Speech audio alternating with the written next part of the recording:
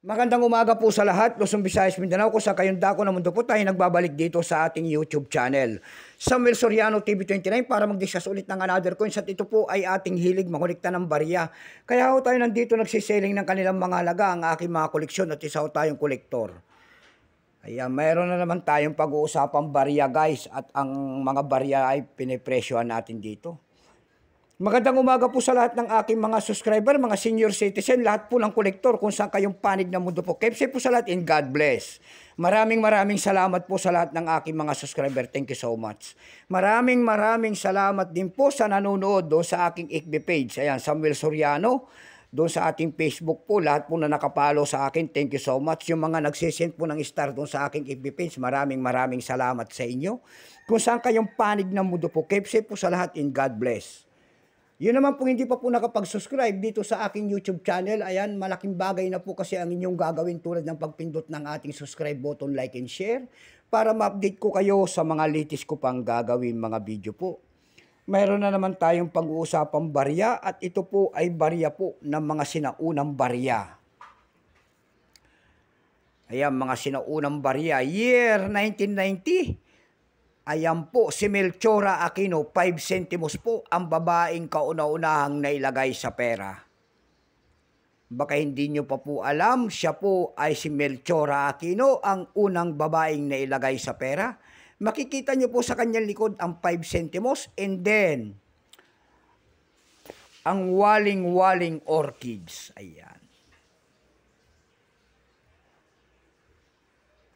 Ang scientific ng waling-waling orchids na yan ay Vanda centeriana. Bago tayo magsimula sa ating talakayan, ayan, kilalanin mo muna natin siya para malaman natin ang kanyang presyo, kung magkano na. Issue po Philippines po, Period Republic 1946 up to date po, type standard circulation coins years, 1967 hanggang 1974. Mali pala, ito pala yan.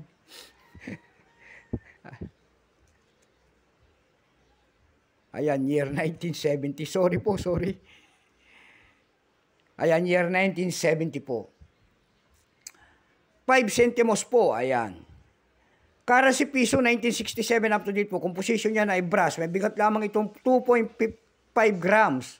May habang 18.6 mm. May kapal po naman itong 1.4 mm.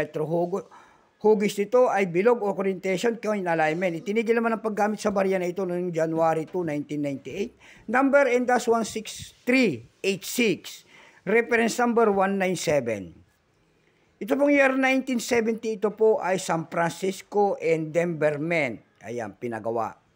Ito po ay 24%. Kung ilang piraso naman ang ginawa ng Bangko Sentral, pinagawa ng Bangko Sentral sa barya na hawak natin, ito po ay 5 million lamang. May price na po ito doon sa ating numista.com kung tawagin ng ating mga kolektor. Yung kanyang very fine 14 pesos, yung kanyang extra fine ay 32 pesos na. Dako naman tayo sa kanyang presyo. Doon sa ating eb.com, nakakita tayo nagbebenta doon ng $12.93. Nasundan po ito ng $7.25. Dako tayo sa Carousel PH. Sa Carousel PH, nakakita tayo nagbebenta doon ng 240 pesos. Nasundan po yan ng 200 pesos. Ayan lamang po ang aking may bahaging kanyang presyo. Sagad na po. So God bless po sa lahat and take care.